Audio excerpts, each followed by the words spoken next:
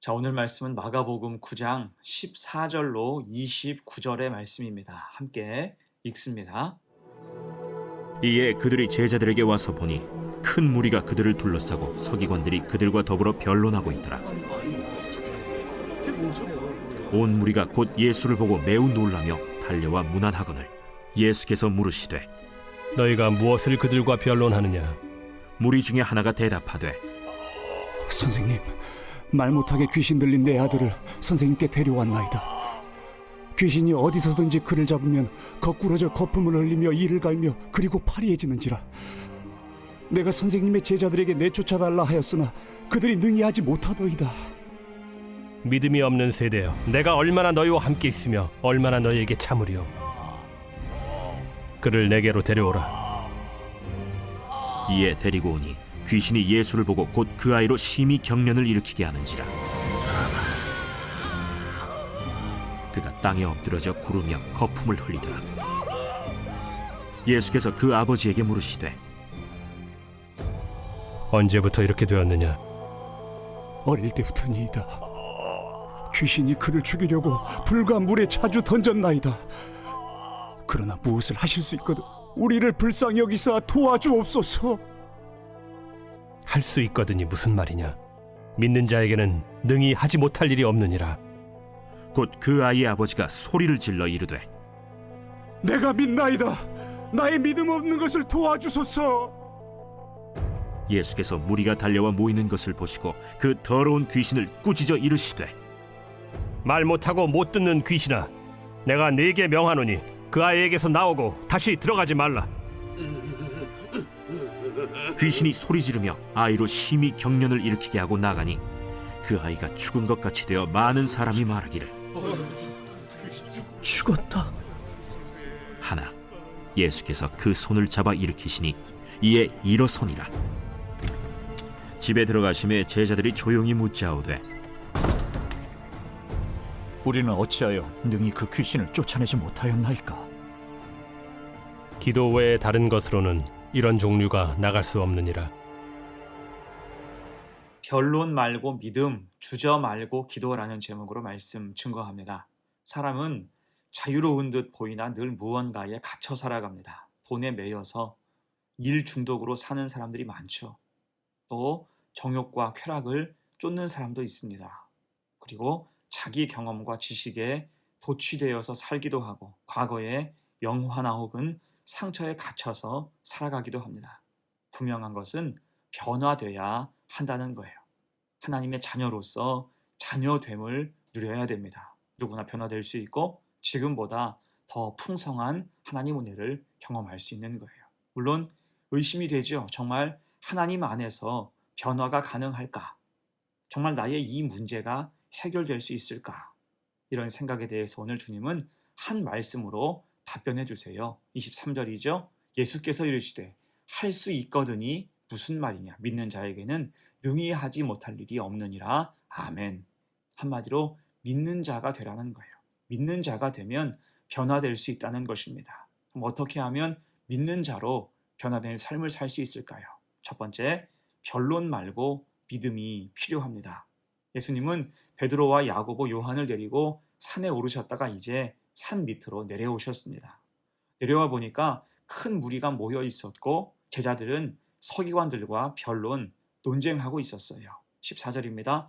이에 그들이 제자들에게 와서 보니 큰 무리가 그들을 둘러싸고 서기관들이 그들과 더불어 변론하고 있더라. 자, 이때 변론의 주제는 귀신 들린 아이에 대한 것이었습니다. 한 아버지가 아들이 귀신 들려서 고통당하자 예수님 제자들에게 데리고 나온 거예요. 예수님이 부재하시자 이 아버지는 제자들에게 부탁을 했지요. 그리고 제자들은 호언장담했습니다. 고칠 수 있다 장담했지만 결국 고치지 못했어요. 이에 서기관들이 조롱하면서 따지자 제자들과 서기관 사이에 논쟁이 벌어진 것입니다. 이것은 답도 없고 끝도 없는 공허한 논쟁이었습니다. 제자들은 주님이 병을 고치시던 이야기와 자기 경험을 늘어놓았을 것이고 서기관들은 그것에 대한 근거를 들먹이면서 함부로 말했을 것입니다. 그렇게 각자의 주장을 반복하며 평행선을 달린 거예요. 결국 변론과 논쟁으로는 문제를 해결할 수 없었습니다. 사람 말에는 아무 능력이 없기 때문이에요. 자, 지금도 그렇습니다. 무능한 사람들은 논쟁을 좋아해요. 논쟁을 위해 논쟁을 하는 것은 여러분 가장 비효율적인 일입니다. 그저 화려한 언변과 논쟁을 통해서 자신의 지적인 능력을 뽐낼 뿐이죠. 말싸움으로 이기려고만 하는 것입니다. 하지만 능력 있는 사람은 논쟁할 시간에 그냥 문제를 해결해요. 곧 하나님 나라는 말에 있지 않고 오직 능력에 있다는 것입니다. 그래서 성경은 여러 번 어리석고 무식한 변론을 버리라고 말씀합니다. 디모데후서 2장이죠. 어리석고 무식한 변론을 버리라. 이에서 다툼이 나는 줄 알미라. 주의 종은 마땅히 다투지 아니하고 모든 사람에 대하여 온유하며 가르치기를 잘하며 참으며 거역하는 자를 온유함으로 훈계할지니라. 아멘. 무식한 변론을 버리고 선한 능력을 보여주라는 것입니다. 아무튼 제자들이 해결하지 못한 문제를 주님께서 이제 들으세요. 17절이죠. 무리 중에 하나가 대답하되 선생님, 말 못하게 귀신 들린 내 아들을 선생님께 데려왔나이다. 귀신이 어디서든지 그를 잡으면 거꾸러져 거품을 흘리며 이를 갈며 그리고 파리해지는지라. 내가 선생님의 제자들에게 내쫓아달라 하였으나 그들이 능히 하지 못하더이다. 아이의 아비가 주님께 하소연하는 거예요. 고칠 수 있다고 장담했던 제자들이 고치지 못한 까닭이었죠. 이에 주님께서 답답해 하시면서 제자들에게 말씀하셨어요. 19절입니다. 대답하여 이르시되 믿음이 없는 세대여, 내가 얼마나 너희와 함께 있으며 얼마나 너희에게 참으리요. 그를 내게로 데려오라. 그러자 그 아버지가 아이에 대해서 한 번 더 설명하며 그 끝에 이렇게 말합니다. 22절 하반절이죠. 그러나 무엇을 하실 수 있거든 우리를 불쌍히 여기사 도와주옵소서. 무엇을 하실 수 있거든 이 말을 붙였어요. 곧 그는 이제 주님의 능력에 대해서 반신반의하고 있었다는 것입니다. 그도 그럴 것이 제자들 여럿이서 달려들었지만 아무 효과가 없었기 때문이에요. 그래서 의구심만 그 속에 가득해진 것입니다. 이에 주님은 단언하시죠. 23절, 24절입니다. 예수께서 이르시되 할 수 있거든이 무슨 말이냐. 믿는 자에게는 능히 하지 못할 일이 없느니라 하시니 곧 그 아이의 아버지가 소리를 질러 이르되 내가 믿나이다. 나의 믿음 없는 것을 도와주소서 하더라. 아멘. 할 수 있거든이 무슨 말이냐. 믿는 자가 되라. 믿음이 먼저라는 것입니다. 옅어진 그 아비의 믿음을 붙잡으신 거예요. 이에 즉시 아이의 아버지는 뜨끔해서 다시 고쳐서 말했죠. 내가 믿나이다. 나의 믿음 없는 것을 도와주소서. 여러분, 그래서 늘 믿음이 먼저입니다. 말이 앞서는 것은 능력이 없어요. 믿음에서 믿음으로 흘러가야 됩니다. 그것이 인생을 경이롭게 만드는 거예요. 대신 말잔치나 호언장담 혹은 변론은 인생을 공허하게 만들 뿐입니다. 이 사실을 기억해서 우리는 믿음으로 살고 믿음으로 말하고 믿음으로 행하는 믿음이 우선되는 삶을 사는 복된 성도가 되시기를 간절히 축원합니다. 아멘. 두 번째요. 변화된 삶을 위해서 두 번째, 기도 외에는 다른 방법이 없다는 것입니다. 이제 주님은 귀신 들려 고통당한 아이를 보셨어요. 그리고 선포하십니다. 25절이에요. 예수께서 무리가 달려와 모이는 것을 보시고 그 더러운 귀신을 꾸짖어 이르시되 말 못하고 못 듣는 귀신아, 내가 내게 명하노니 그 아이에게서 나오고 다시 들어가지 말라. 아멘. 어떻습니까? 주님은 다른 말씀하지 않으셨어요. 변론하지 않으셨습니다. 즉시 선포하셨어요. 그러자 26절, 27절이에요. 귀신이 소리 지으며 아이로 심히 경련을 일으키게 하고 나가니 그 아이가 죽은 것 같이 되어 많은 사람이 말하기를 죽었다 하나 예수께서 그 손을 잡아 일으키시니 이에 일어서니라. 아멘. 주님이 직접 고치심으로 모든 변론, 논란을 정리하시고 마침표를 찍으셨어요. 귀신을 쫓아내신 것입니다. 이를 보고 이제 서기관들도 찍소리도 못하는 것입니다. 자, 그렇게 다 물러간 후에 제자들이 주님께 와서 물었어요. 28절입니다. 집에 들어가심에 제자들이 조용히 묻자오되 우리는 어찌하여 능히 그 귀신을 쫓아내지 못하였나이까.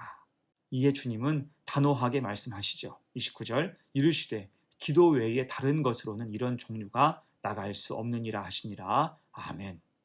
여러분 사실 이것은 이미 주님께서 알려주신 거예요.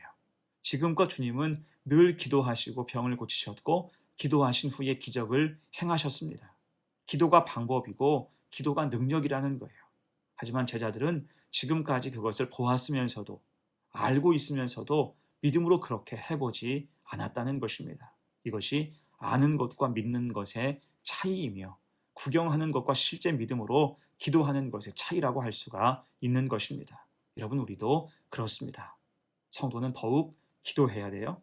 기도에 대해서 말하는 사람은 많죠. 하지만 기도의 능력을 실제로 경험하는 사람은 적습니다. 기도 응답에 대한 간증을 들으며 눈물 흘리는 사람은 많죠. 하지만 골방에 들어가서 실제로 치열하게 기도하는 사람은 적습니다. 여러분 이왕이면 간접 경험보다 직접 경험을 해야 돼요. 기도하여서 하나님의 일하심을 체험하고 우리가 느끼고 확신해야 할 것입니다. 그래서 여러분 기도의 사람이 되기를 축복합니다. 찬송가의 가사처럼 기도하는 그 시간이 즐겁고 가장 귀한 시간임을 고백할 수 있는 우리 성도들 다 되시기를 간절히 축원합니다. 아멘. 이제 말씀을 마무리합니다. 우리는 부름받은 사람으로 주님 안에서 변화를 맛보아야 돼요. 세상 속에 살아도 우리는 주님을 바라보며 십자가를 지향하는 삶을 살아야 할 것입니다. 그런 의미에서 오늘 변화된 삶을 위해서 필요한 것들을 말씀드렸어요. 하나는 믿음입니다. 할 수 있거든이 무슨 말이냐. 믿는 자에게는 능히 하지 못할 일이 없느니라. 아멘. 여러분 문제가 아니라 믿음 없음이 문제입니다. 반신반의하면 능력도 은혜도 깎이게 됨을 기억하시기 바랍니다. 또 하나는 기도겠지요. 바른 기도가 필요합니다. 기도해야 능력 받고 기도해야 하나님이 일하시는 거예요. 그래서 성도는 기도의 용사가 돼야 할 것입니다. 그렇게 예수 그리스도 바른 믿음의 바탕 위에서 큰 변화를 맛보며 살아가는 복된 성도가 다 되시기를 간절히 축원합니다. 아멘. 함께 기도합니다. 은혜의 주님, 부름받은 사람으로 변화가 있게 하옵소서. 그를 위해 변론 말고 믿음으로 살게 하셔서 말에 잔치로 살지 말고 믿음의 능력 가지고 살게 하옵소서. 또한 주저 말고 기도하게 하셔서 능력 받고 하나님의 일하심을 체험하며 확신으로 살게 하옵소서. 그렇게 영적인 성숙과 변화의 삶을 사는 성도가 되게 하옵소서. 감사드리며 예수님의 이름으로 기도하옵나이다. 아멘.